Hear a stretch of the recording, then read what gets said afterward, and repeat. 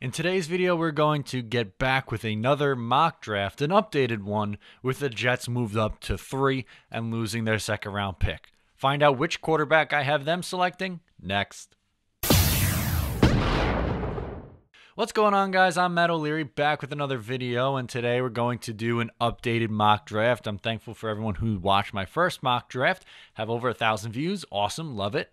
And I'm going to do an updated version of it because since then the Jets have moved up to 3, and the first mock draft I did was based off of my free agency plan, and things went a little bit different. So I have the Jets selecting a few different players with a couple of the same guys mixed in as well. So let's get started. The first round of this NFL draft, the New York Jets are going to select a quarterback. Everybody knows it. I know some internet commenters think they're trading up for Saquon Barkley or Bradley Chubb. No, not happening. Did not happen. You're not moving up to 3 for that. You're going to get your franchise quarterback. And I'm going to stick with my original prediction. I think it's going to be Baker Mayfield from Oklahoma. Here's why. Let me explain why I think it's going to be him first, and then I'll get into his credentials. First, I think Sam Darnold is a lock to go number 1 overall to Cleveland. Number 2, if I'm the Giants, I'm 1,000% selecting Josh Rosen. They likely won't, but I think they can get a boatload from a team like Buffalo, a team like Arizona possibly, or maybe even Denver if they want to move up and grab somebody. Jump up to 2. Someone else is going to take Josh Rosen second overall, and then I think it's between Mayfield or Allen at 3, and I think Todd Bowles has really described pretty much the opposite of Josh Allen. He wants an accurate passer, a smart player, someone who is tough, all that nonsense, all that great stuff, actually. But it's all really nonsense because no one knows what's actually going to happen yet or if these guys are going to pan out or what. But all signs seem to be pointing to Baker Mayfield. I think Mike Maccagnan has learned from his mistakes. I think he's going to get Jeremy Bates in on the decision, the offensive coordinator. I think he's getting Todd Bowles, the head coach, in. I think Baker Mayfield is going to be the guy. Here's why. 1, he would be electric in New York. He has the personality for it, and he plays with a chip on his shoulder, which I absolutely love. He had a completion percentage over 70% the last 2 years. He threw for over 4,500 yards this past year and 43 touchdowns and 6 interceptions on his way to the Heisman Trophy. He played well against big programs. Also a huge thing from this year. He played well against Georgia, even though they lost, and against Ohio State. 2 teams chock full of NFL starting caliber players on the defensive side of the football. Again, he plays with the chip on his shoulder, which I absolutely love.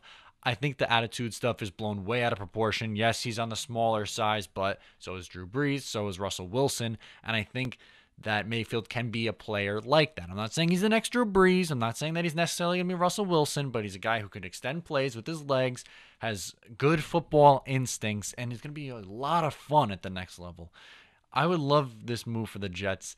I know Josh Allen seems like a guy Maccagnan would like, but he's boring. He's going to sit in the pocket. He's going to try and throw the ball deep downfield. He's wildly inaccurate. Get me an accurate quarterback for once, please, Mikey Mack.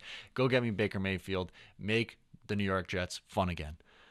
And obviously we can't go into round 2 because they don't have those round 2 selections. So let's get into round 3. I think the Jets, despite making some minimal moves at the position today, I think they go out and get a tight end. I almost said quarterback again. Get a tight end. And I know they drafted one last year in Jordan Leggett. I don't really have high hopes for him this year, but I think they take Mike Gesicki, the tight end from Penn State. He caught 9 touchdown passes this last year. 9. Now, he's not someone you're going to want to put in running situations, but he is a good pass catcher. That is absolutely for sure. He's built like a wide receiver in a sense. He's 6'5", 247. He's not overly huge, but he's a guy who's a great jumper and has very good hands. Here's a stat that I loved. According to NFL.com, he has not dropped a legitimate pass in 2 years. Sign me up. Sign me up. One of the biggest issues that I had with Austin Seferian-Jenkins was he dropped balls in big spots. And I think that Mike Gesicki would be a great addition.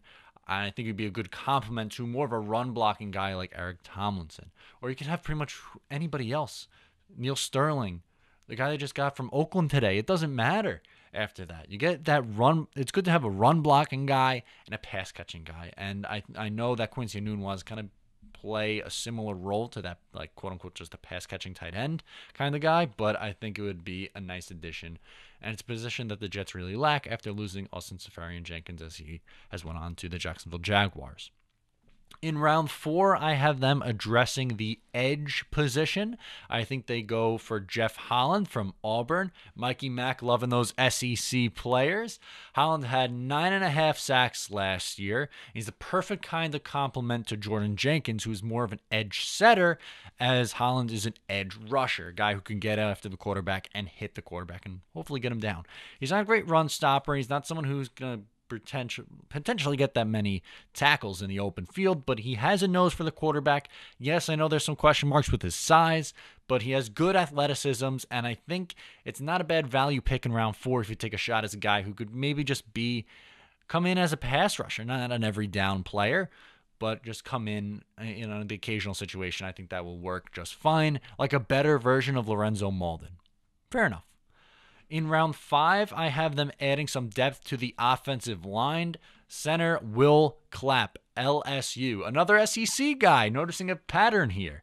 It's a big-time football conference. I think they play a high level of football. I like those SEC guys. Will Clapp can play multiple positions. Bonus, guard, left guard, right guard, or center. Love it. He can play 3 out of the 5 positions on the offensive line. That is huge. Has good overall size and experience. As he was a senior, he did block for Leonard Fournette. Can play center or guard, which is a nice long-term backup plan for Spencer Long, who has injury history. And again, we're not going to necessarily know what's going to happen long-term at the guard position. Yeah, in round 5, he's probably a little bit of a project, and he may never pan out, but I think at round 5, that's the kind of guy you're going to want to add, a depth player, someone who could play multiple positions.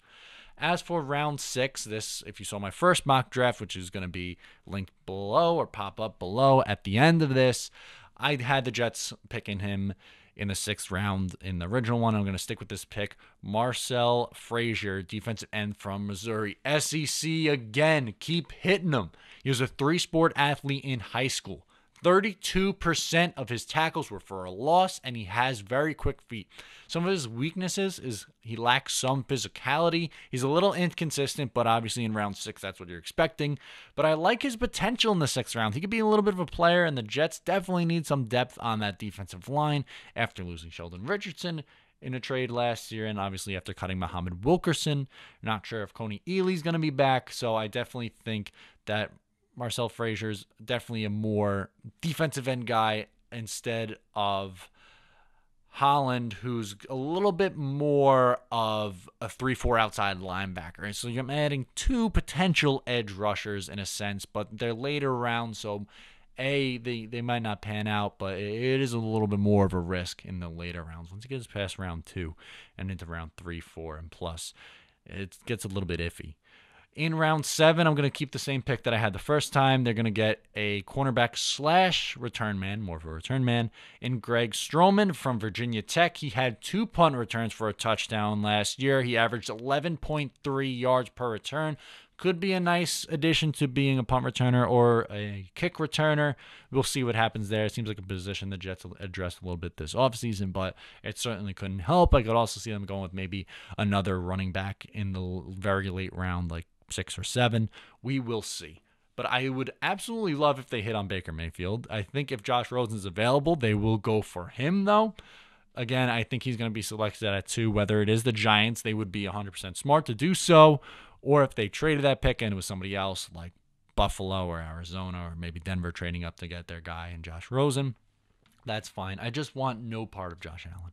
If Josh Allen goes 1, I am doing dances in the streets because I'm completely fine with Sam Darnold at 3 or Josh Rosen or Baker Mayfield. Get me one of those 3 guys, Mike Maccagnan, I'm 100% fine. As long as they try to add some depth at edge rusher, I would be 100% happy with that as well. I know once you get into rounds 3 and 4, 5, 6, it becomes a little bit of a crapshoot, so you can never really tell. I would like them to take another tight end, but then after that, it's all about depth. I would love offensive line and defensive line helps. You got to be strong up front. The Eagles have shown this. That's how you become successful quickly. So I know some people think wide receiver still, but I'm not so sure. You have Terrell Pryor in the mix now. Obviously, Robbie Anderson after he gets, maybe a 1 or 2 game suspension. Quincy Enunwa is going to be back and healthy. Then you have Curse, of course, who, again, is a solid slot guy. I think he's a fine third option at this point in his career. And I still like Hansen and Stewart. So I really want no part of a rookie wide receiver, especially in the late round.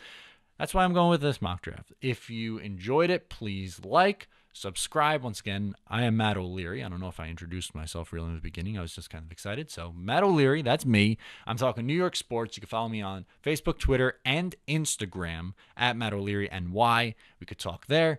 Comment below with what you would do instead. Thank you for watching, and let's hope for a good draft night coming in a few weeks.